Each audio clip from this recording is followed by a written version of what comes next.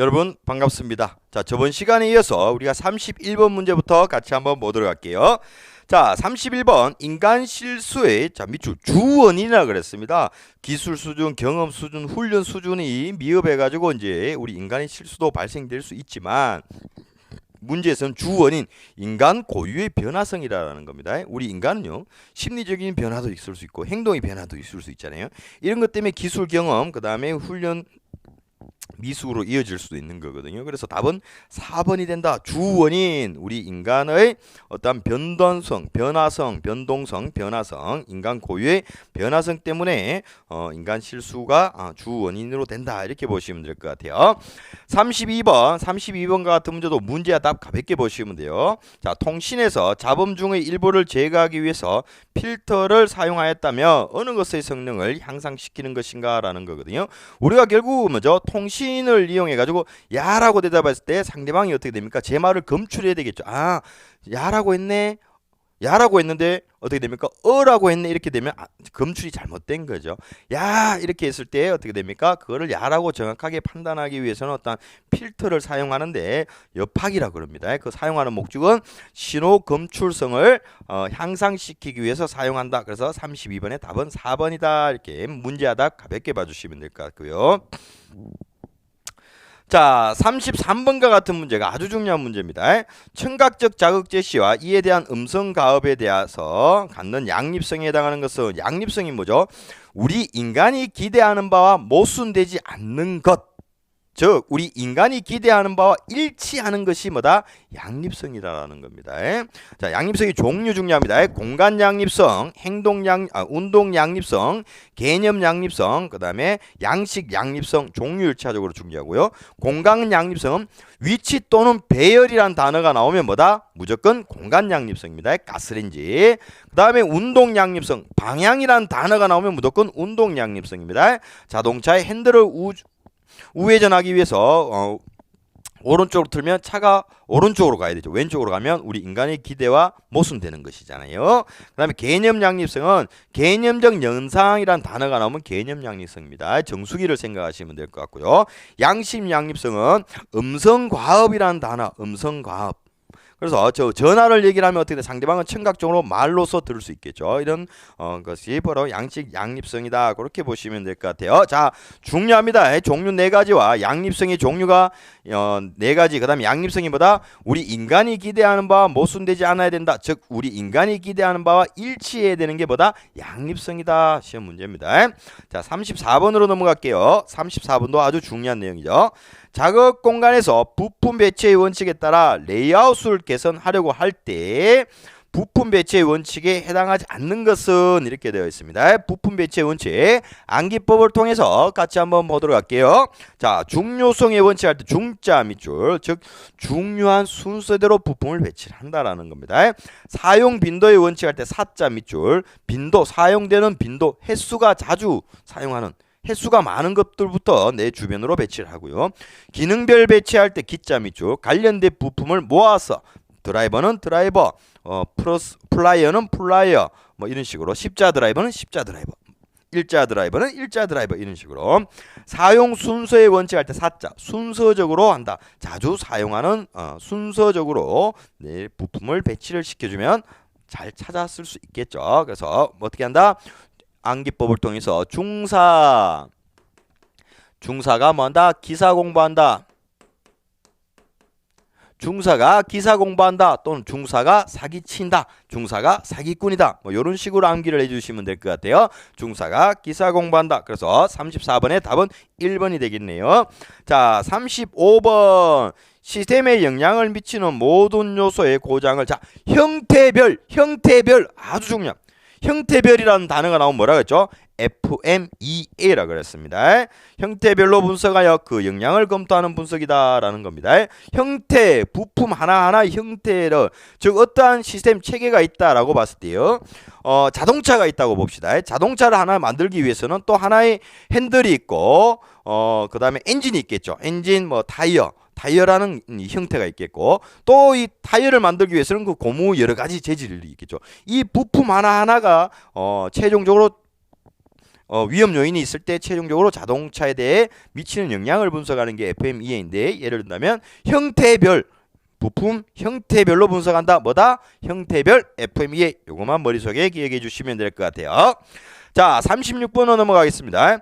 시력 손상에 가장 크게 영향을 미치는 전신 진동의 주파수. 진동 먼저 떨리는 거잖아요. 어떠한 작업을 하는데 내 몸에 이제 진동이 온다. 드릴 작업을 한다든지 이 진동이 우리 신체에 미치는 영향이거든요.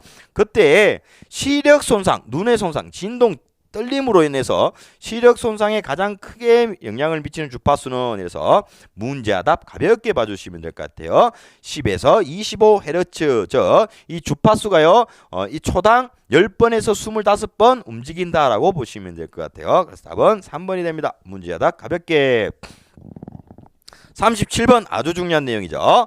화학 설비의 안전성을 평가하는 방법 5단계 중 제 3단계라 그랬습니다. 3단계에 해당하는 것은, 그래서 답은 2번 정량적 평가가 됩니다. 같이 한번 볼게요. 단계 순서 아주 중요합니다.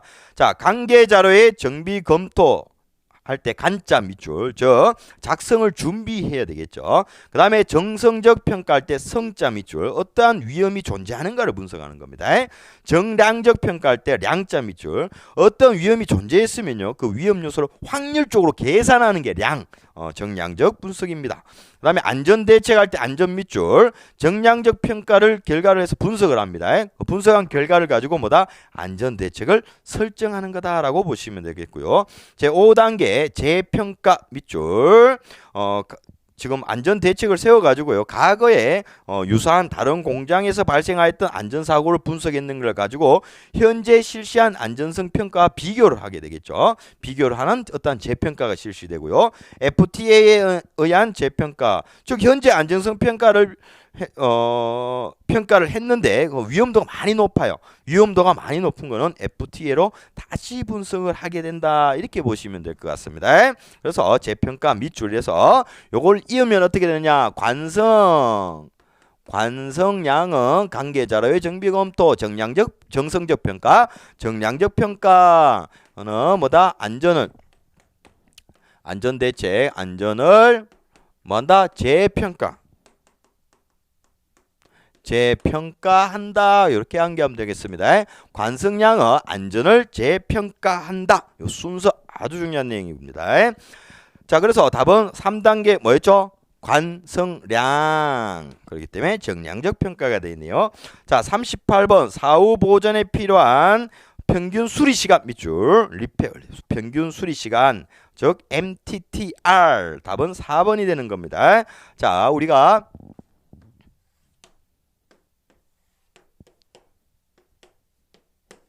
자, 고장이 발생되고요. 고장이 나면 어떻게 수리되겠죠. 수리해서 어떻게 됩니까? 수리하게 되면 정상 가동이 되는 겁니다. 정상 가동이 되고 또 다음 고장, 또 고장이 되겠죠. 자, 우리가 고장이 났을 때는 어떻게 됩니까? 여기 고장이 발생될 때 수리를 해야 되겠죠. 평균 수리 시간이 TTR 이렇게 되는 거고요. 자, 정상 가동되는 게요, 여기서 여기까지가 MTTF, 정상 가동 평균 수명을 얘기하는 겁니다.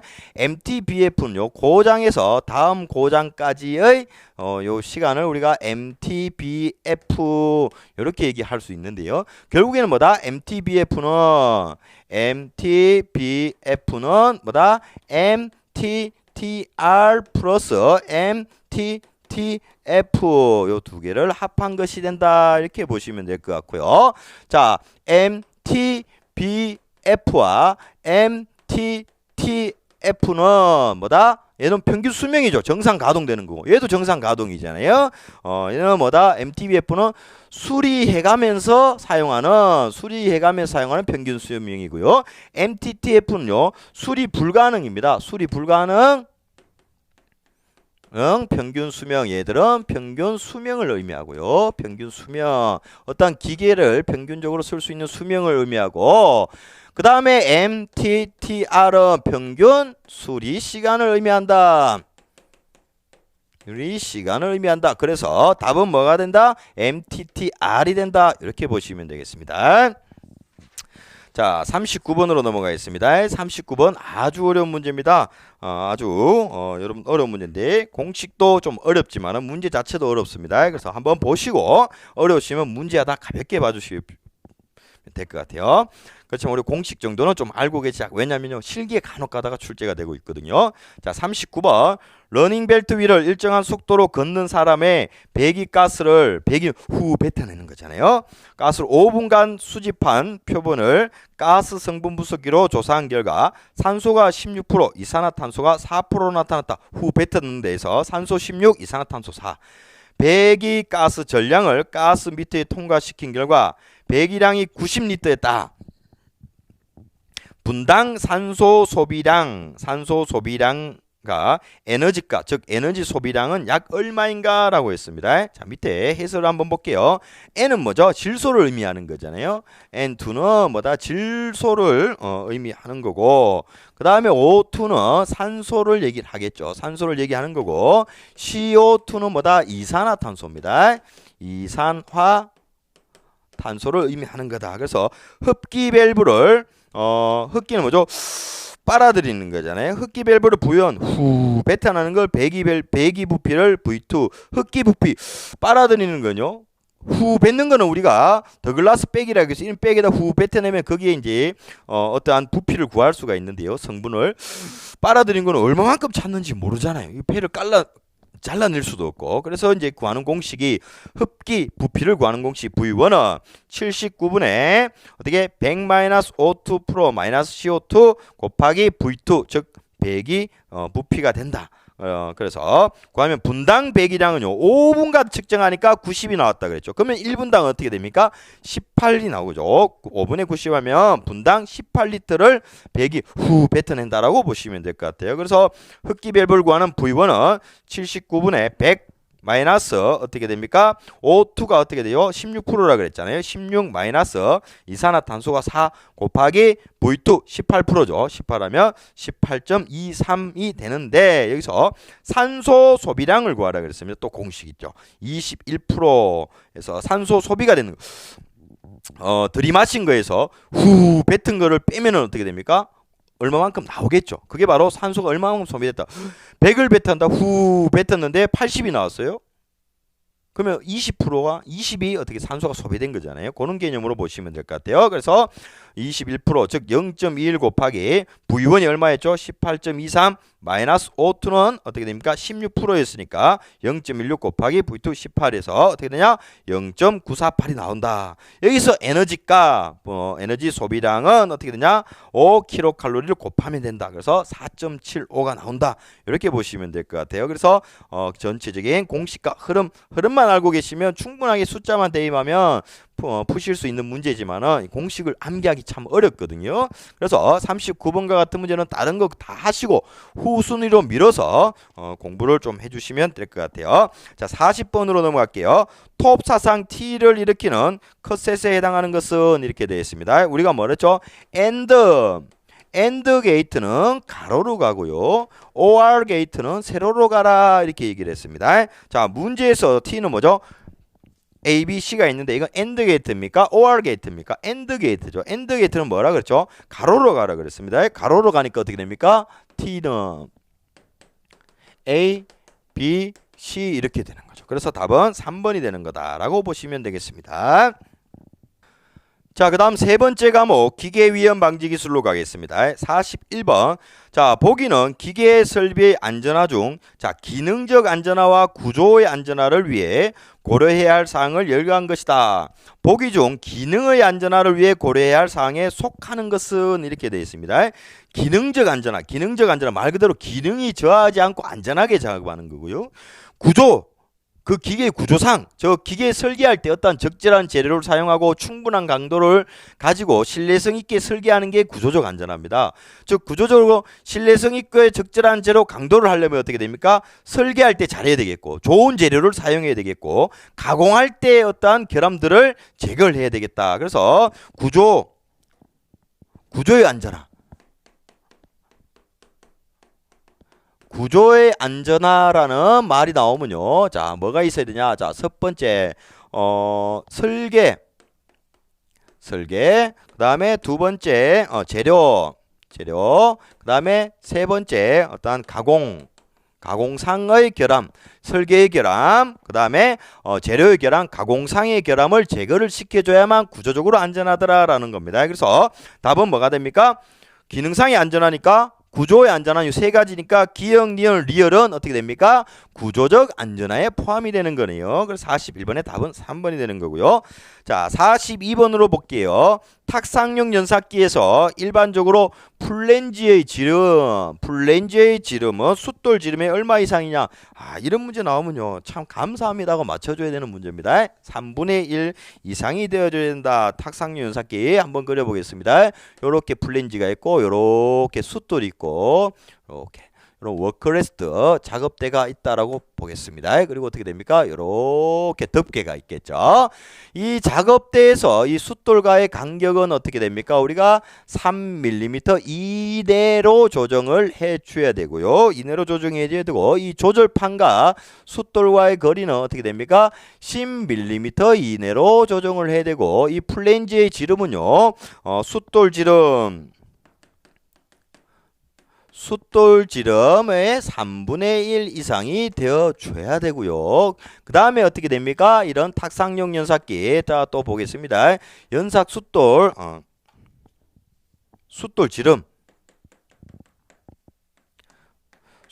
지름이 5cm 이상이다라고 했을 때 뭐를 설치해 준다? 요런 덮개를 설치해 준다. 덮개를 설치해 줘야 되고 두 번째 숫돌을 작업 시작 전 1분 이상 숫돌 교체 후 3분 이상을 시운전을 해줘야 된다. 시운전을 해줘야 되겠고요. 그 다음 또 뭐가 있죠? 최고 사용 회전 속도. 얘가 숫돌이 사용될 수 있는 최고 사용 회전 속도가 있습니다. 최고 사용 회전 속도 초과를 하면 안 된다. 초과 사용 금지를 해야 되겠고요. 그 다음에 또 뭐가 있었죠? 측면을 사용하는 것을 제외한 숫돌의 대부분은 뭐다? 측면을 사용하지 마라. 측면 사용 금지의 이 부분이 아주 탁상용 연삭기 주 핵심이다. 이렇게 보시면 될 것 같아요. 그래서 답은 뭡니까? 3분의 1 이상이 되는 거다. 답은 2번이겠고요. 43번으로 넘어갈게요. 공작기계인 밀링 작업의 안전사항이 아닌 것은 사용 전에는 기계기구를 점검하고 시운전을 한다. 맞고요. 칩을 제거할 때는 칩 브레이크로 제거한다. 칩 브레이크. 답은 2번이 되겠네요. 칩을 제거할 때는 사과로 봤을 때는 사과 껍질을 제거할 때는 브러쉬를 사용하라라는 거고요. 칩 브레이크는 뭐였죠? 선반 작업의 방호 장치죠. 선반 작업의 방호 장치다. 밀링하고는 관련이 없다라고 보시면 되겠습니다. 회전하는 커터라는 칼날을 얘기할 거죠. 손을 대지 않는다. 맞고요. 커터의 제거 설치 시에는 반드시 기계를 차단하고 한다. 맞는 내용이죠. 답은 2번이 되겠네요. 자, 44번으로 넘어갈게요. 다음 중 욕조 형태를 갖는 일반적인 기계 고장 곡선에서 기본적인 세 가지 고장 유형에 해당하지 않는 것은 이래 있습니다. 우리 기계의 욕조 곡선 요렇게 욕조 모양으로 생겼다 해서 시간에 따른 이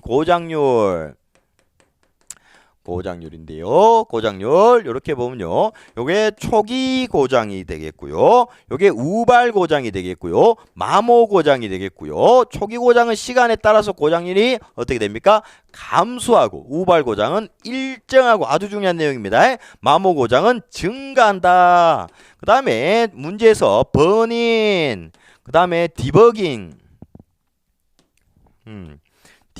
버닝, 디버깅 뭐 요런 내용이 나오면 초기 고장에 포함이 되는 거다라는 겁니다. 실질적으로 기계 돌려보고 불량을 어떻게 수리해 가면 고장률을 줄일 수 있다라는 거고요. 우발 고장은 어떤 사용자의 과오, 사용자의 실수, 사용자의 가오로 인해 가지고 우발 고장이 발생되고요.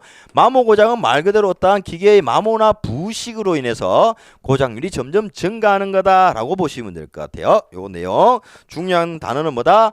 감소, 일정, 증가, 초기, 우발, 마모, 버닝, 디버깅 요 내용이 핵심이다라고 보시면 되겠습니다. 자, 45번으로 넘어갈게요. 그래서 필요 고장은 아니죠. 답은 1번이 되고요.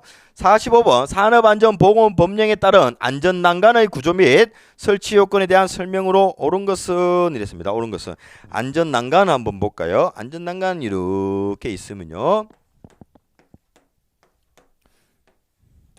자, 요렇게 난간이 있으면 여기 이제 상부 난간대입니다. 상부 난간대. 요거는 어떻게 됩니까? 중간 난간대. 중간 난간대가 되고요. 어떻게 됩니까? 이 바닥에서 요렇게 있는 발끝마기판. 발끝마기판이 있습니다. 마기판이 있다. 여기 어떻게 됩니까? 이렇게 바닥에서 어떠한 이 공구라든지 바닥이 있어요. 이렇게 있는데 작업자들이 지나가다 툭 차면 밑으로 떨어질 수도 있겠죠. 그러면 다른 작업이 맞을 수 있기 때문에 이렇게 밑에를 막아주는 겁니다. 얘는 어떻게 됩니까? 10cm 발끝마기판은 10cm 이상을 되어 줘야 되고요. 얘는 뭐다? 중간에 이어 난간 기둥을 얘기하는 겁니다. 세로로 된 거는 난간 기둥을 얘기하고요. 얘의 높이는 어떻게 되냐? 90에서 어떻게 120cm로 하고요. 그 다음에 또 뭐 있죠? 난간 기둥. 난간대. 이런 난간대의 어떤 파이프의 두께 지름은요. 뭐다? 2.7cm 이상이 되어줘야 된다. 이상이 되어줘야 되고, 그 다음에 여기 하중에 버틸 수 있는 게 몇 킬로요? 100kg. 100kg의 하중에는 견딜 수 있어야 된다라는 겁니다. 하중에 견딜 수 있는 튼튼한 구조가 되어준다. 이게 핵심입니다. 이거는 기계 파트보다 건설 안전에 더 많이 나온다라고 보시면 될 것 같아요. 그래서 옳은 것은 45번의 답은 1번 상부 난간대, 중간 난간대, 발끝마기판, 그 다음에 뭡니까? 난간 기둥 맞죠? 구성된다. 맞고요. 2번 발끝마기판은 바닥면으로부터 5cm 아니죠? 10cm라고 그랬습니다. 10cm 이상. 그 다음에 난간대 지름은 1.5cm 아니죠? 2.7cm 이상이 되겠고요. 그 다음에 안전난간은 이 난간 안전난간은 가장 취약한 지점에서 가장 취약한 방향으로 작용하는 70kg가 아니라 뭐였죠? 100kg의 하중에 견딜 수 있어야 된다. 그래서 답은 1번이 되겠네요. 자, 46번으로 넘어갈게요. 46번 보일러의 안전한 가동을 위하여 압력 방출 장치를 2개 설치한 경우에 작동 방법으로 옳은 것은 이렇게 되어 있습니다. 자, 1차적으로 이런 내용보다 우리가 좀 암기를 해주셔야 될 게 보일러의 안전장치 종류. 안전장치 종류 뭐가 있었죠? 첫 번째 문제에서 보는 것처럼 압력 방출 장치가 있었습니다. 압력 방출 장치가 있었고, 그 다음에 두 번째 압력 제한 스위치.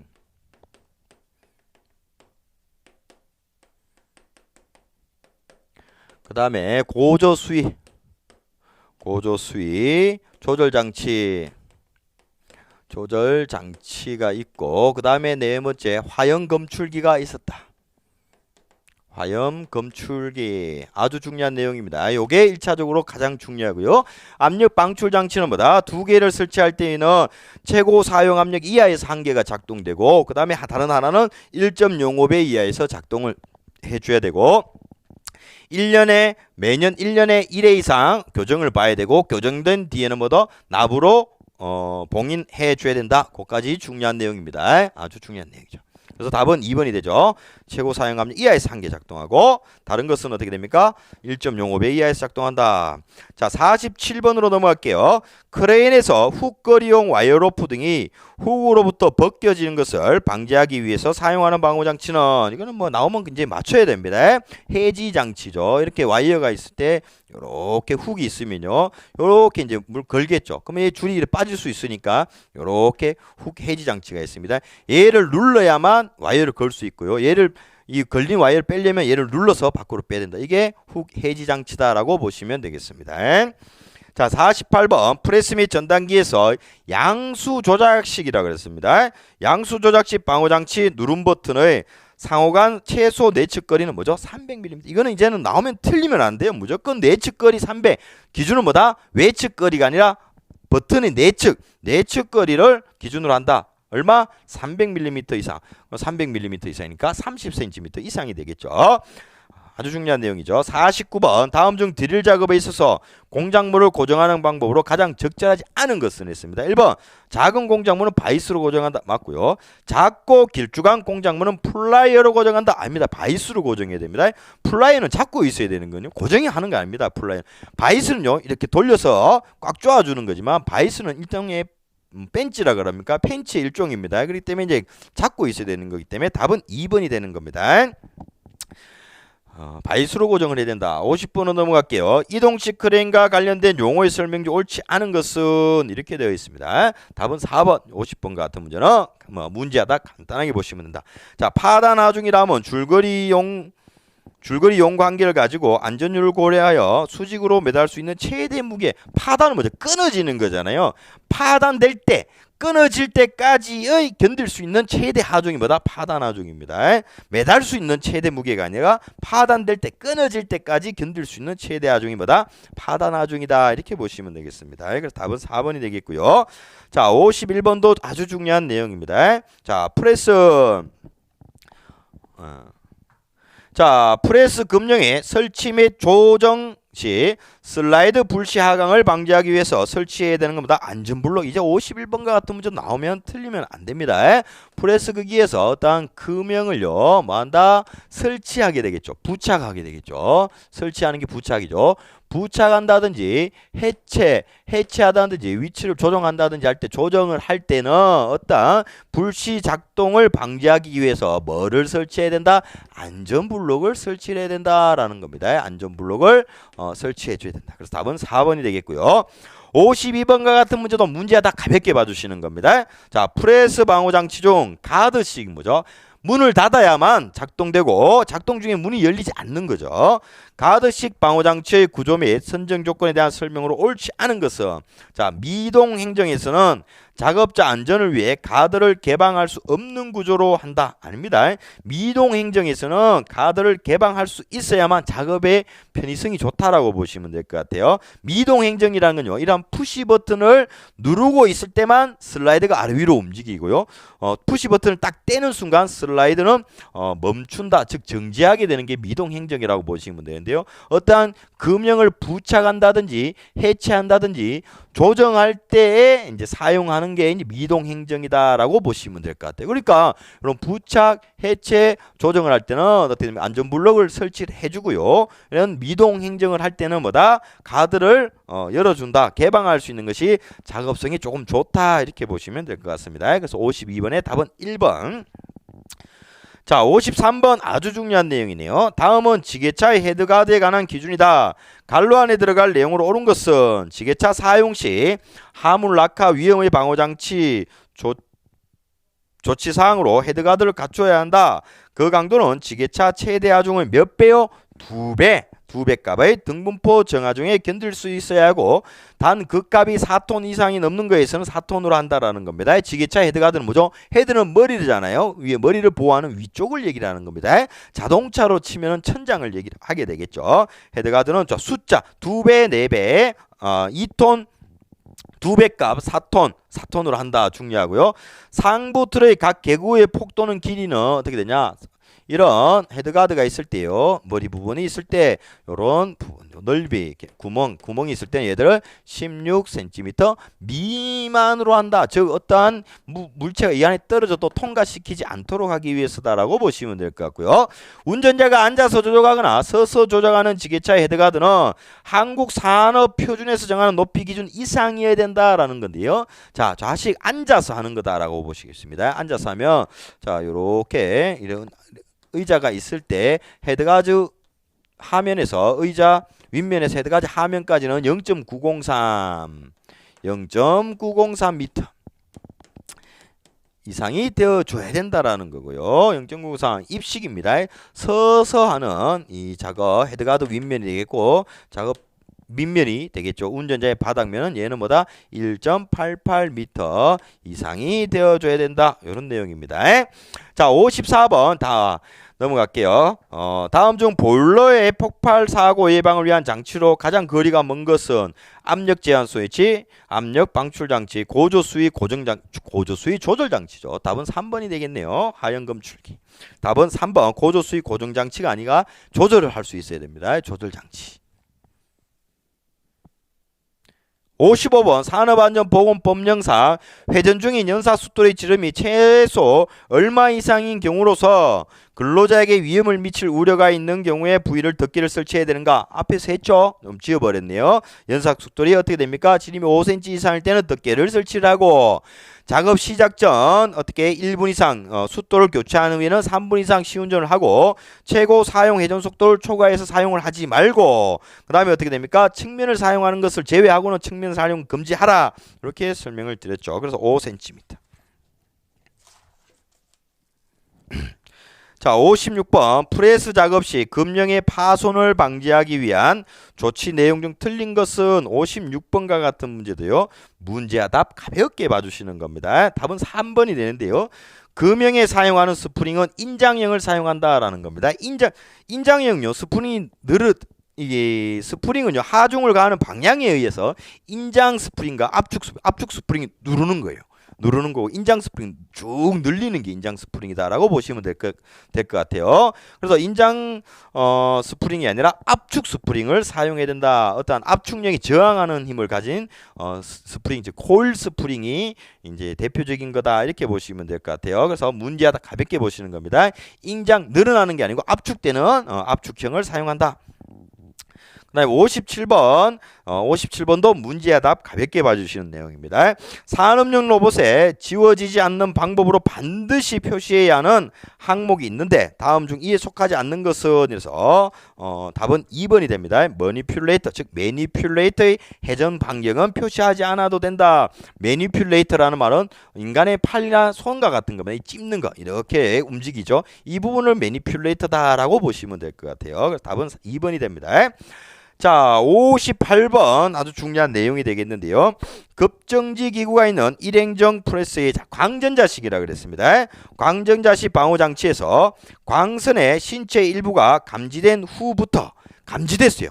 신체 일부가 감지된 후부터 그럼 어떻게 감지되면 어떻게 됩니까? 급정지 장치가 작동해야지라고 생각했죠. 그까지 시간이 40ms이고 급정지 기구의 그러면 작동 후 작동을 해 이러고 내려오다가 급정지 기구가 딱 멈추죠. 이때까지 작동 시까지의 정지될 때까지의 시간이 20ms라면 안전거리는 몇 밀리미터 이상이냐라고 되어 있습니다. 여기서는 밀리세컨드로 되어 있죠. 근데 공식을 보면 1600 곱하기 TC 곱하기 TS가 되는데요. 어떻게 됩니까?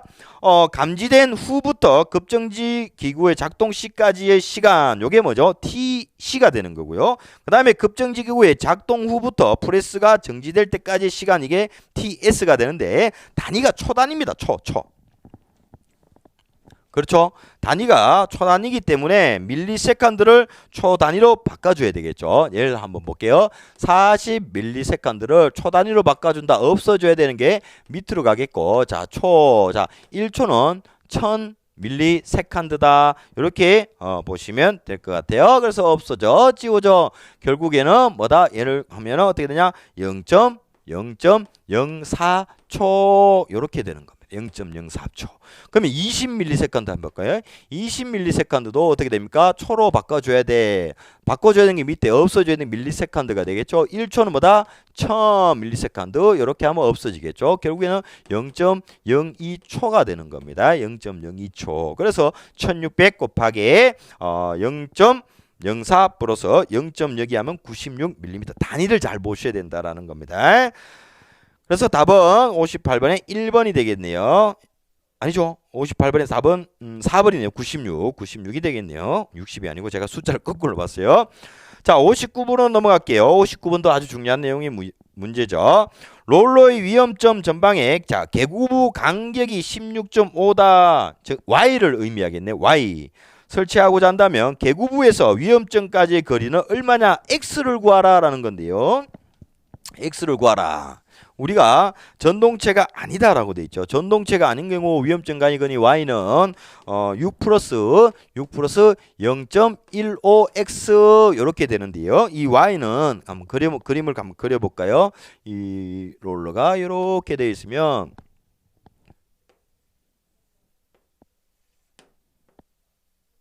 이렇게 이제 가드가 있겠죠. 가드가 있으면 이 부분이 y가 됩니다. y가 되는 거다. 즉 가드와 위험점 간의 어떠한 간격, 가드 개구부 간격이 y가 되는 거예요. 위험점에서 어떻게 됩니까? 요까지 요게 어떻게 되죠? x가 되는 겁니다. 이 위험점이죠. 위험점에서 개구부 간의 거리, 가드의 위험점 간의 거리가 x가 되는데, 자, 요렇게 이제 구해지는 건데요. 문제에서 뭐죠? 개구부 간격이 16.5다라고. 개구부 간격 얘가 16.5라 그랬습니다. 그러면 x를 구하라. 개구부에서 자, 이 개구부에서 위험점까지의 거리 얘를 x를 구하라고 했습니다. 일반적으로 x를 주어지고 y를 구하라는 내용인데요. 이거는 x를 구하라는 거네요.